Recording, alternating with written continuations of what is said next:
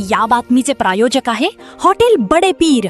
आमचा पत्ता विजापूर वेस व दुसरी शाखा मुस्लिम पाच्छापेठ सोलापूर। 11 मे 2026 रोजी सोलापूर शहरातील जुनी मिल चाळ परिसरात सहारा गन हाऊस समोर आज सायंकाळी 6 ते 6:30च्या दरम्यान मोठा स्फोट झाला। या भीषण स्फोटात केदार सिद्धप्पा छत्रे वय 53 हे जखमी झाले असून त्यांना उपचारासाठी प्रथम शासकीय रुग्णालयात दाखल करण्यात आले, नंतर त्यांना खासगी रुग्णालयात हलवण्यात आले आहे। मिळालेल्या माहितीनुसार बाळासाहेब प्रभाकर फुल्ले यांच्या मालकीच्या सहारा गन हाऊस मधून एक व्यक्ती गंधकाने भरलेली काडतुसे कारमध्ये ठेवत असताना हा स्फोट झाला। स्फोटाचा आवाज इतका भीषण होता की तो संपूर्ण परिसरात घुमला आणि परिसरात भीतीचे वातावरण पसरले। घटनेची माहिती मिळताच पौजार चावडी पोलीस ठाण्याचे पथक, bomb disposal squad, forensic team, police उपायुक्त विजय कबाडे यांच्यासह वरिष्ठ पोलीस अधिकारी कर्मचारी मोठ्या संख्येने घटनास्थळी दाखल झाले। जखमी केदार सिद्धप्पा छत्रे हे रामलिंगनगर विजापूर रोड सोलापूर येथील रहिवासी आहेत। ते सहारा गन हाऊस येथे कामाला होते। सध्या त्यांची प्रकृती चिंताजनक असल्याची प्राथमिक माहिती आहे। बाळासाहेब प्रभाकर फुले,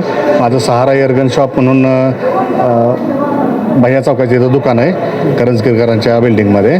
ते माझं जे काही एअरगनचं दुकान आहे ते पुढं लावायचं जे फटाका असतो काय ते थोडं जास्त क्वांटिटीमध्ये होतं, म्हणजे 100-1 होते, असे 100-150च्या आसपास होते, 100-125च्या आसपास होते। ते घेऊन आमचा कामगार यायला लागला होता आणि ते चुकून नकळत पायावरती पडला काय, त्याचा आवाज झाला, ब्लास्ट झाला काय, हा मोठा स्फोट वगैरे झाला असं काय। हां, ते जखमी झाले काय, पायाला लागले त्यांच्या। हां, आम्ही दोघं होतो काय। गाडीत ठेवताना झालं? हां, म्हणजे गाडीपाशी आणायला लागले होते ते, तिथं झालं ते काय।